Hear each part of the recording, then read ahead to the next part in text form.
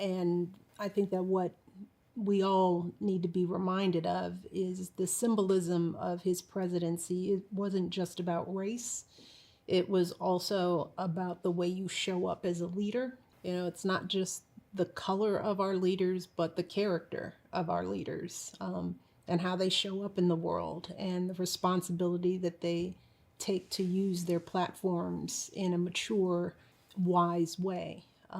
I think that what Barack offered this country was a mature president, was a highly intelligent president, was a selfless president. And I think that the hope and the joy that people felt during that election and during our administration had as much to do with the character of this leader.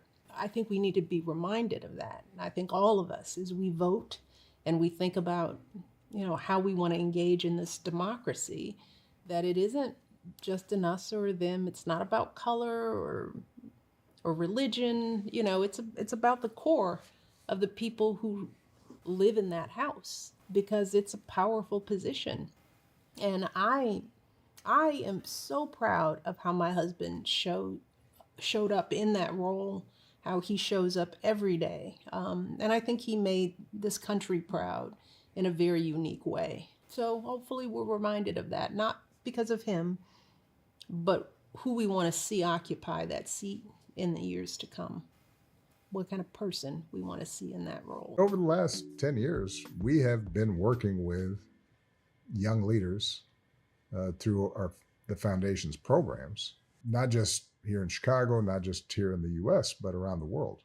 And so we've got thousands of folks who are going through our leadership programs. Some of them are very young through Michelle's primary focus, the Girls Opportunity Alliance, girls as young as 10 or 12, who are participating and gaining confidence and learning what it means to speak out and dream big. And through our My Brother's Keeper program, we've got young men of color who are working with us to make sure they understand their possibilities. But we're also working with young members of parliament and in Europe and chiefs of staff of major nonprofits and climate change activists and folks who are working on reentry programs, college students who plan public service careers. And so that has been, I think, the thing that's given me the most satisfaction over the last several years, is just seeing how our programs are developing this next generation of leaders to carry on the same